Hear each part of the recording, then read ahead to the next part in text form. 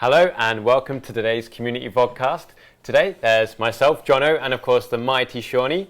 So welcome, Shauny. Yes, it is, fresh behind the awesome Q&A from Monday night. Of course, we've still got our phenomenal screenshots that our awesome art team have put together, because we kind of thought if we're going to do something like this, we kind of need some awesome encompassing shots to accommodate us, because Block and Load's awesome anyway, right? So yeah, exactly. I'm doing well. How are you doing? I'm good. As I say, once again, hyped from winning 3 out of 3 games on Monday's Q&A, obviously, and once again, gotta love the colours. Much colour, very well. And yeah, so what we're doing today is we're doing a new look community vodcast where the community team are going through social media, Reddit, the Steam forums, and looking for kind of some more interesting community questions we've seen that might not necessarily get addressed in a standard QA. We're going to have a little talk about them, maybe even answer some questions. So yeah, if you want to get involved as well, we'll talk about that at the end. Mm-hmm. So without further ado, question number 1. Now, this is one we came across about a very popular character, especially amongst our newer players, and that is OP Juan Shinobi. So the question I came across was, hello, I was just playing a game against this really good ninja named Moxers, who is able to triple teleport to get out of danger, but I've been unable to mimic his efforts. Does anyone have any idea on how to do that? Now, I know this is a question that, you know, this individual won't be the only person that's asked it. Yeah. So when I first read that, it reminded me of early beta OP who could chain together his teleports and literally fly across the map. However, Shauny, this probably isn't the case anymore. I mean, what's your 2 cents? So I would guess that what's going on here is that Mr. OP is using his smoke bomb reloading and then using his other one. So in a practical example, I'm an OP on top of a tower, I use my smoke bomb, and then as I reload, I still have time to throw a second smoke bomb, and then I use my vanish to then become a third teleport, because you obviously go to your shrine, hence the triple teleport effect. Now, of course, that might not be the exact scenario, but that is one example of a triple teleport that an OP can use, because we've often seen OPs, in fact, just use their smoke bomb to go straight onto a base, then vanish, in essence creating a double teleport in that situation. Absolutely. I mean, that's the first thing I thought as well. It's like he's definitely chained 1 or 2 together and finishing it off in style with the F-bomb, of course, leaving a big puff of smoke, a stick of dynamite, and returning with full health and ammo probably shortly after. So if you've seen anything like that in game, the chances are it's a skilled OP who's been practicing the reload times to really make it chain together. And of course, that is a very, very effective strategy. Rather than using it purely for traversal, you can use it to juke your opponents and outsmart them in battle, chuck smoke down, appear behind them, cut down a Tony, a Sarge, whoever, and hopefully great success. Any more comments on that, Shauny? I think that other than that, I mean, OP is just so agile in his movement. He is number 1 in my eyes in regards to how fast he moves. If you're talking about straight up distance, it's probably Astarella, followed by OP, then Sweet Science. But when it comes to getting where you want almost instantaneously, Astarella, you need some skill with your double jumps as well as your movement. But with the smoke bombs, you can time them well and allow you to essentially go from one place to another. And obviously that has changed since beta. But when it comes down to it, I mean, stuff like that, it can confuse you. But this is why this show, as John said at the start, is kind of here, because it means that we can try and clarify things for you. If you have any questions for us, then we can try and answer them as well. Exactly. Basically, if you're against an OP, watch your back. And following on from that, as you already kind of touched on Sweet Science, he also has a dash attack. So we came across this question. New character, Sweet Science. He's crazy OP. I get that every class has its weaknesses and strengths, but I'm genuinely failing to see the weaknesses of the new character. So, Shauny, I've played a lot of Sweet Science, both pre-release and post-release, but let's get your opinion on him first, and then we'll see if we match up. Okay, so we'll go from the start. Just to give you a quick rundown for people who are not sure what Sweet Science does in an exact, just so you're aware of what he does. So, as Jonno mentioned, he has his stance, his blitz stance, which allows him to essentially dash. So you can use that to do 1 big dash or 2 little small dashes to get from place to place. And then, of course, he has the devastating graviton gloves, which you use a lot, I know, which is essentially uppercut attacks from Science and allows him to pull anyone near him with his alternate attack. I think the whole theory of someone being OP is, 1, you got to remember, they're just released, so 1, you don't know the exact counters to the character yet. You still got to play a few games to master them. For example, when Astarella first came out, it was all about the underground tactics, but even then it was still a pain because Astarellas back then didn't, let's say, barricade themselves in with saucer launchers if someone tries to follow them. Now they do that. all different kind of variants. The whole OP talk about Sweet Science probably comes from the fact that, one, he has a shield when running. So basically, if you're consistently moving Sweet Science, you will negate damage. It is a pain to deal with, no denying that. However, the thing that matters the most is he is melee only. He can only get close to hurt you. That is it. He has no range. So keep him away. If you're Nigel, perfect. Shoot, shoot, shoot. But obviously run away if you have him coming towards you. But this way, Tiki heads, bear traps, all the different devices come around to play and come to get science in that effect. In fact, actually, I think you're going to bring it up, but something happened on Monday's stream when Jonno was playing Sweet Science, and it actually caught him out quite a bit when he attacked the base. But I think you might bring that up in just a second. Yes. Well, as you mentioned, you've got some key mechanics with Sweet Science, and once again, knowledge is power. When you first come across him or when you first play him, you won't know his strengths, you won't know his weaknesses, so you could get devastated against him, and you could be devastated by playing as him. And of course, his biggest strength is up close. You can pull people away from objectives, you can pull people to you, and once they're in your kind of remit, that you're going to literally tear them apart, unless you've got a Cogwheel or a Tony that's going to take you down. But of course, his biggest weakness is open ground and traps. He's a melee character. He has very little utility when it comes to dealing with turrets, mines, and gas mines, everything in between, because he has to get up close and personal to damage them. Now, on the stream as well on Monday, I was on Shuko style, and I was trying to attack the second base. Now, they were quite clever. They knew that we had very little that could actually attack turrets at range. No Nigel, no Sarge, no Cog. So what they did is they left the turrets out in the open. This meant because there weren't walls, I couldn't sneak up on them, and I found it really hard to dig because of their radar coverage. So I couldn't get near their base. I had to rely on my teammates to take down the turrets, or for me to try and suicide jump onto it unsuccessfully, because I can't F-bomb, to try and take them down. So Sweet Science's biggest weakness is open ground. It's don't get close to him, make him come to you. Traps, turrets especially will counter Sweet Science, but spread them out, because his special is an EMP. If he gets to it, the chances are he will kill your turrets. So if you spread them out so they can cover each other's firing arcs, a nice triangle or a square, if you've got 4, then that is his biggest weakness, traps. But do not give him cover to use against you. But yes, and also if you get criticals on him, if he's not sprinting, like if you're in combat with him, the chances are you probably won't escape. So fight him, and you might well stand a good chance. There's nothing worse than pulling a Tony over to you and getting a bolt gun to the face and entering the respawn screen quicker than you can dash into the enemy base. Let's give you some class-by-class examples really quickly. Sarge, up close and personal, rocket launcher, grenades, M60, can all do good damage. Grenade the floor. You get pulled by Science, throw grenades at your feet. You can only get close by hitting you, so the grenades might hurt him. Cogwheel is all about his cannon and rotary. Now, if he pulls you up close, use your ult fire on your rotary cannon, because the extra fire rate will mean a lot of damage for Mr. Science. OP, OP is obviously a melee attacker as well. However, if he does get you nearby, maybe smoke bomb away, throw a couple shurikens with bleed damage. Exactly, you'll break the leash with that smoke bomb. All different variants. With Nigel, unfortunately, Nigel is the weakest one when it comes down to the scenario. You just gotta hit and hope. Yeah, good luck with Nigel. So apologies. Good luck with that one. Yeah. Tony, as you mentioned, all about the rivet gun up close. Just you shouldn't have much trouble. Also, if you're near your turrets, you can use your cork gun to slow him down to stop him getting to them, and so that you or your teammate can escape from him if you don't think you can kill him. And you can also use your active near a turret to give it a bit of a damage boost as well. A little bit of a 2x2 there. There you go. And Eliza, if he pulls you, throw a chem grenade at your feet, or if you're level 10 as Eliza, use your heal. You've got last gas. And then use it early, because it's not instant health now. It does take time to heal you, so use it early. Don't wait till you're on your last third of health, where one uppercut will take you down.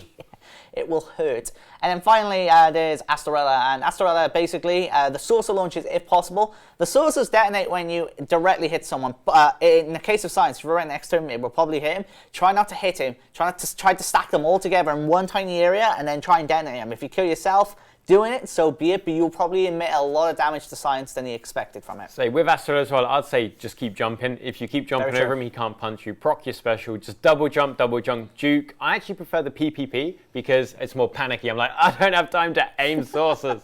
So yeah, keep jumping, keep using the PPP, and hopefully be effective. So to round up, his strengths: close combat, hiding behind things, defending the base, pulling people off of your cube. He's fantastic at that. Weakness, open ground, and not sprinting. If he's standing still, so things like glue blocks, gravity mines, if you have one on your team, they will actually really counter a Sweet Science. So keep an eye out for him. But he is a strange beast that's just come into the arenas. Well, formally since beta. So yes, it will take time to learn him. So don't be gutted if you do get a pasting, or don't be gutted if you get pasted as Sweet Science, because there is a fine art to it. And once you've got it, he's a lot of fun to play. And moving on in regards to that, a simple comment I saw, Shauny. OP team is OP. Now this refers to, once again, we see it quite a lot with new players as well, 5-man or 5-woman OP teams, where each class picks our resident ninja, OP Juan Shinobi. Now, Shauny, you're very in-depth expert at tactics and block and load. Would you like to explain first the draw to this and the pros and cons? The appeal is, one, you can all teleport in, go, and if you're all level 10, you'll all get health and ammo back from the shrine, so you can barrage the base consistently. So they're quite self-sufficient. Absolutely. Like, I mean, you don't have to rely on a Tony or an Eliza to heal you in this scenario. However, you can stack, you can hit bleed damage per hit as well with a katana and ninja stats if you wish. And of course, the mobility they have is unparalleled as a team of 5. However, what they miss out on are 2 big factors. One being respawn points and radars. And if they don't have a Sage, a Science, or a Cogwheel, they lose out on that one, and that means that there is no way they're going to get across the map unless they have shrines up and ready. And even then, I mean, the radar coverage is unbelievably crucial in a game like Block and Load, because you just need to cover all your ground. And every nook and cranny, little tunnel, people will get into it and they will find their way through. Exactly. OP strength is aggression. You know, if you see a team like this, they're going to be hyper aggressive. So an effective defense with radars, gas, turrets will slow them down, but you've also got to push the attack as well, because if you defend against it and you don't push out, they will eventually chip you down, because they can throw away, they get the dynamites, they get the F-bombs, they can keep scratching at you, but if you attack them back, it really breaks their momentum, and they can struggle to defend with their lack of radars, lack of respawn points, as Shauny mentioned. But keep an eye out for caltrops, bear traps, and fake blocks. But a simple radar on the attack will counter their whole defense, and you don't have to worry about any sort of landmines, anything of AoE, so you can navigate their defenses easily and, you know, get your revenge. And things people like Cogwheel and Sweet Science really rain on an OP's parade. So if you've got a Tony and a Cog, or a Tony and a Science, so basically bodyguard, if you have someone bodyguard in Tony, your defense is in a very good position against OP. But against newer players, even if you've got 5 new OP players, it's a very intimidating prospect as you try and figure out where the F-bomb is. They're flashing, they're everywhere. You don't get a chance to rebuild, because if they start to kind of pace themselves correctly, there's always someone around. You don't get that chance to breathe. However, it is very beatable, and most of the time, a 5-person OP team won't win.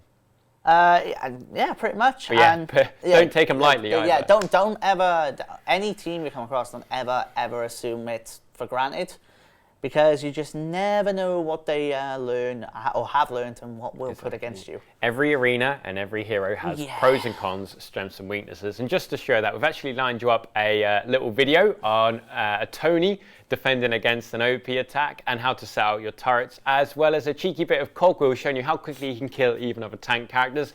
Now, this was recorded by community member Airwaves Project, and we're just going to show you that clip now.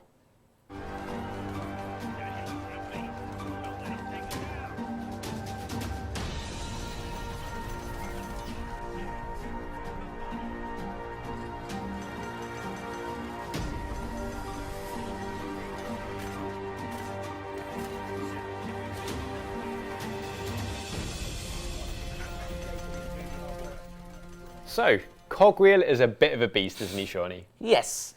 And we kind of got into it a little bit, but we don't want to... We could spend all day... I mean, honestly, we could spend all day talking about each hero and everything you can do with them.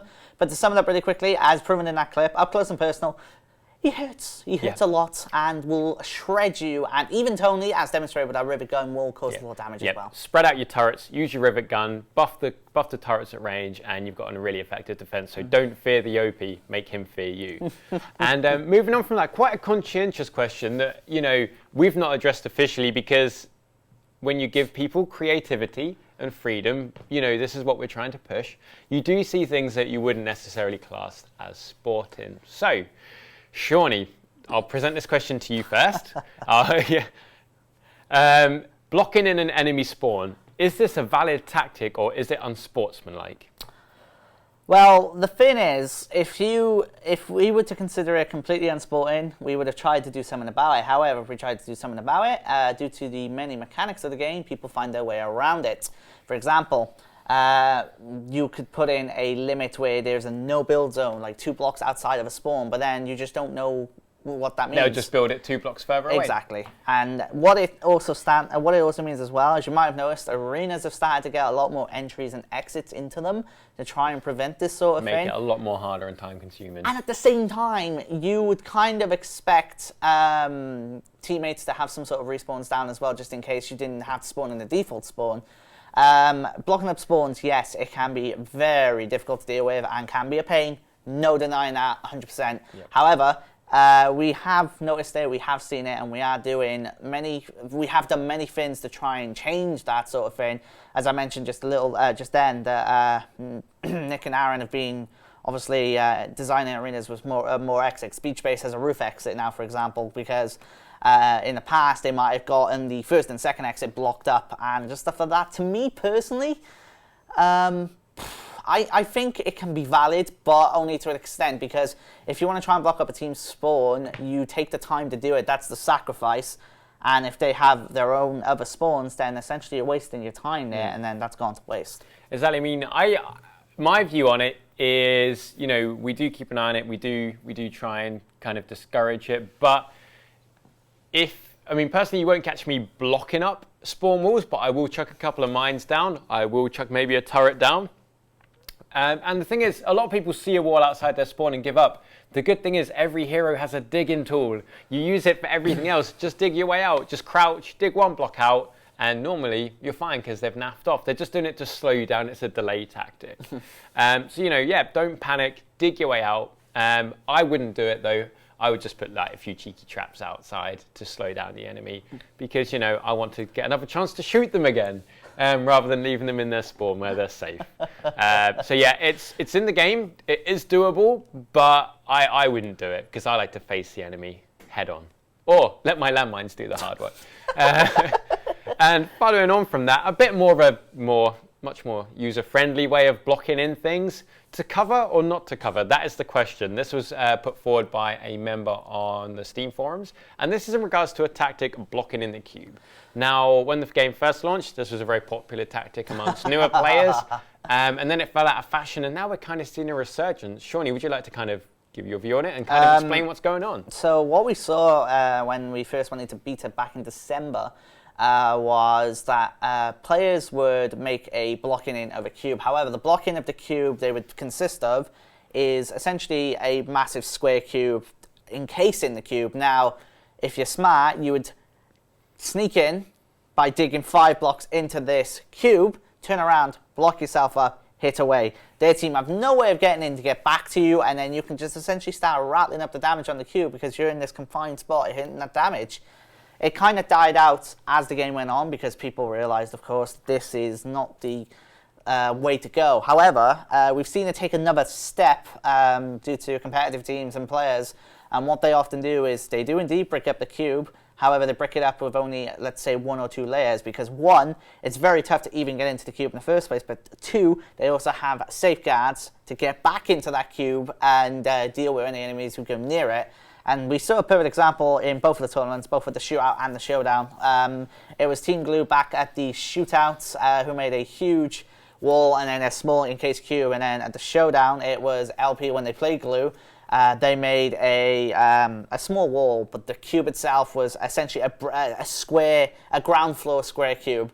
Meaning that if an enemy could get in, they could brick themselves up, but they have enough coverage that and enough health and ammo down everywhere that they could use it to defend. Excellent. So yeah, what you see now is you see them 1 block thick, stops AoE poke, stops range rockets and things like that, but allows a quick defense. And if they do break the block, it's a lot harder to block themselves in. And also you see them, they will block it in, but they'll make a house around the cube and fill it with traps, health and ammo, so they can actually sit inside with it and babysit the cube. So yeah, it's then going to go in and out with the ever-changing kind of metas you see in the game, because of course they are player-driven. So it's always interesting to see what the flavour of the week is when it comes to that. Now, talking about bases and cubes, to round off the community vodcast, I came across an image on our screenshot section of a player who was found, wait for it, Shauny, The Illuminati's secret base here in Block and Load. That's right. We're going to show you this image in just a few moments. Prepare yourselves, hold on to your seats, and see if you can find them as well. Should we have a look at this image, Shauny? Let's take a look. Excellent. So, that's the Illuminati image. Thank you for joining us, and we'll see you on the next vodcast.